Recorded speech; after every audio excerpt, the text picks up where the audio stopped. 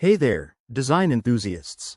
Welcome back to our channel, where we break down the latest in Figma tips to make your workflow smoother.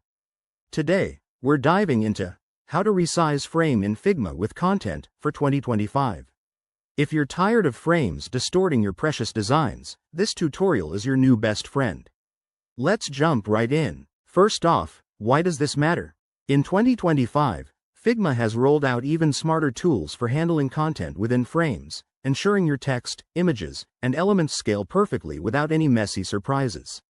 Whether you're prototyping for web or mobile, resizing frames efficiently can save you tons of time.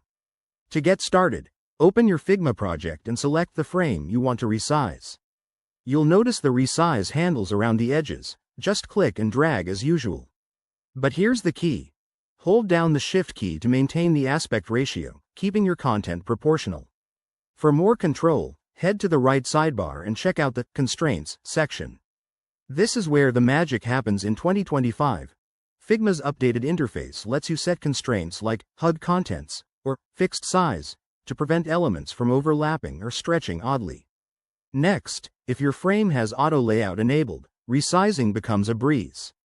Simply adjust the frame, and Figma will automatically reposition your content based on the rules you've set. Pro tip: always preview your changes by switching to the Prototype tab to see how it looks on different devices. This step helps catch any issues early. One common pitfall is forgetting to group elements. Make sure everything inside the frame is properly organized to avoid misalignment.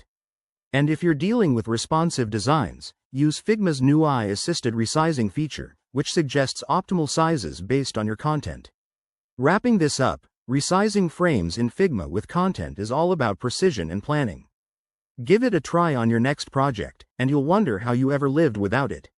If you found this helpful, hit that like button and subscribe for more 2025 Figma hacks. Drop your questions in the comments below. Let's keep the conversation going. Thanks for watching, and remember, design smart, not hard. See you in the next video.